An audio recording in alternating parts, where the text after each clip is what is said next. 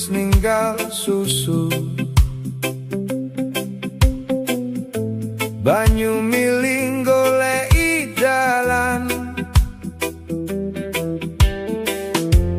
wong urip yen mung ngenteni ora bakal tekan panggonan. Ora obah, ora mama, ora nandur, ora ngunduh. Ora obah, ora mama, rejeki ora mung dienteni. Ora obah, ora mama, sikil kudu gelem laku. Ora obah, ora mama, rejeki kudu dipapa.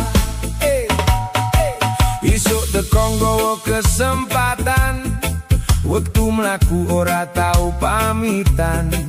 Srengenge munggah saka wetan, ora tau lali wektune. Ono sing ngelu nasibe angel, nanging awani sing kebantal. Ono sing meneng nanging obah, sithik-sithik uripe bakal owah. Ora obah, ora mama, ora nandur, ora ngunduh. Ora obah, ora mama, rejeki ora mung dienteni. Pitik wae isuk wis muni, semut cilik wis nggawa rejeki.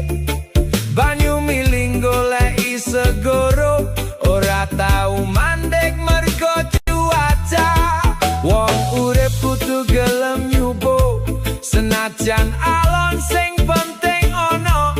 Sebab nasib ora seneng ngenteni, dheweke seneng wong sing laku dhisik. Rejeki ora tau salah alamat, nanging ora duwe alamate wong turu. Rejeki ora tau salah alamat,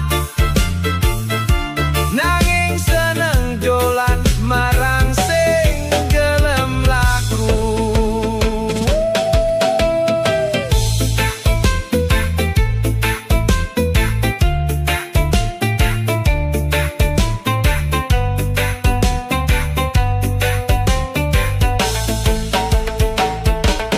Ora obah, ora mama, ora nandur, ora ngunduh.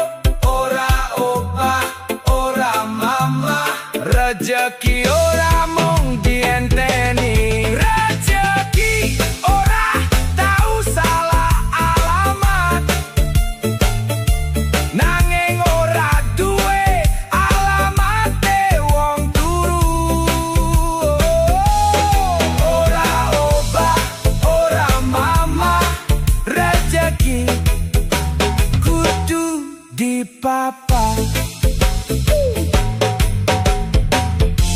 Manuk wis bali menyang suso,